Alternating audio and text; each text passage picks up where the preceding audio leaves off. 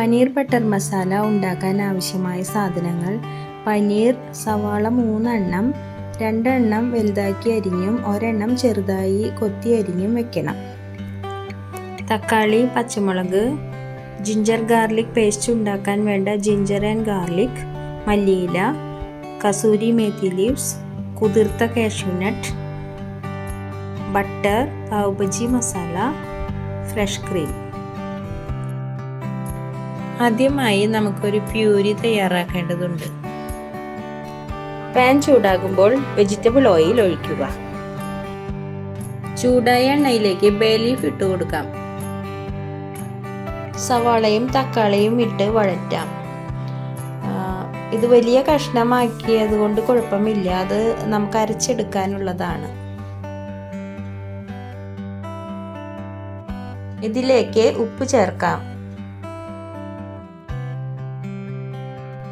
Ginger garlic paste ഇട്ട് നല്ലപോലെ വഴറ്റാം.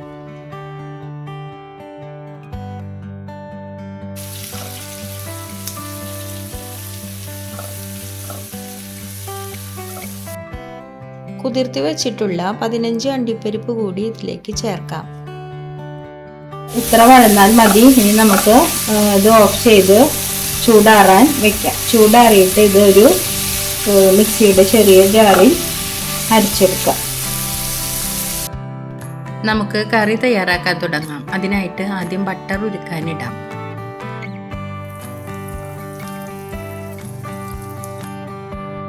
Ginger garlic paste ഇട്ട് നല്ലപോലെ വഴറ്റാം.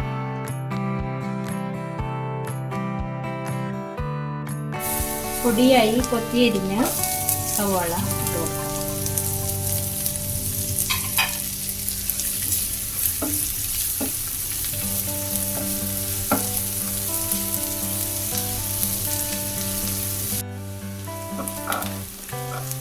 സവാളയും ജിഞ്ചർ ഗാർലിക് പേസ്റ്റും നന്നായി മൂപ്പിയിട്ടുണ്ട്. ഇതിലേക്ക് നമുക്ക് മസാലപ്പൊടികൾ ഇട്ട് കൊടുക്കാം.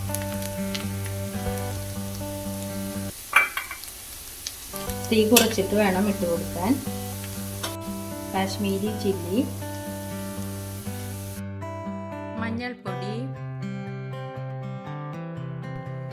എരിവുള്ള മുളക് പൊടി,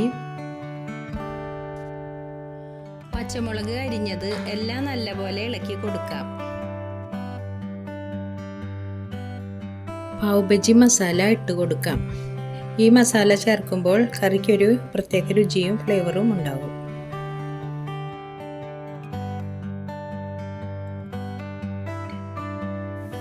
ഇതിലേക്ക് കസൂരി മേത്തി ലീവ്സ് ഞെരടി കുറച്ചിട്ട് കൊടുക്കാം.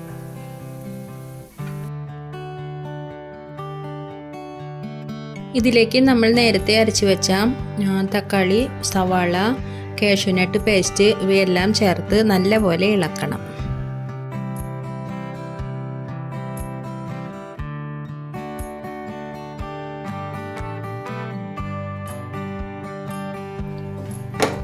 ഇതിലേക്ക് തിളച്ച വെള്ളം ഒഴിച്ച് ചേർക്കാം. നമ്മുടെ ഗ്രേവിക്കനുസരിച്ച് ചേർക്കാം. പനീർ ക്യൂബ്സ് ഇട്ട് കൊടുക്കാം. 200 ഗ്രാം പനീറാണ് ഞാൻ ഇതിന് എടുത്തിട്ടുള്ളത്. ഇത് വേവിക്കണം. പനീർ ഇട്ട് കൊടുത്തതിന് ശേഷം ഒന്ന് ഇളക്കി ചേർക്കണം. അതിന് ശേഷം ഒരു 5 മുതൽ 7 മിനിറ്റ് വരെ നമുക്കിതൊരു സിമ്മിലിട്ടിട്ട് വേവിച്ചെടുക്കാം.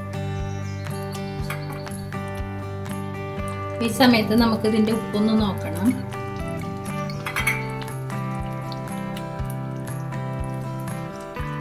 ഉപ്പ് കുറവാണ്.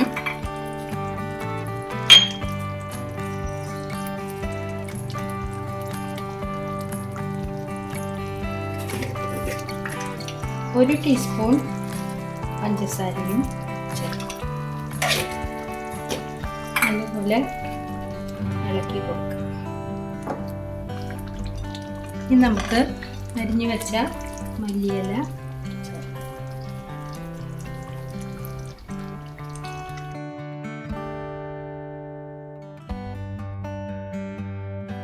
സ്വല്പം മല്ലിയിലയും ഫ്രഷ് ക്രീമും ചേർത്ത് ഞാനതൊന്ന് ഗാർണിഷ് ചെയ്തിട്ടുണ്ട്. എല്ലാവരും ഈ റെസിപ്പി ഒന്ന് ട്രൈ ചെയ്യുമല്ലോ. നമ്മളെ ഒന്ന് സപ്പോർട്ട് ചെയ്യാനും മറക്കരുത്. Thank you.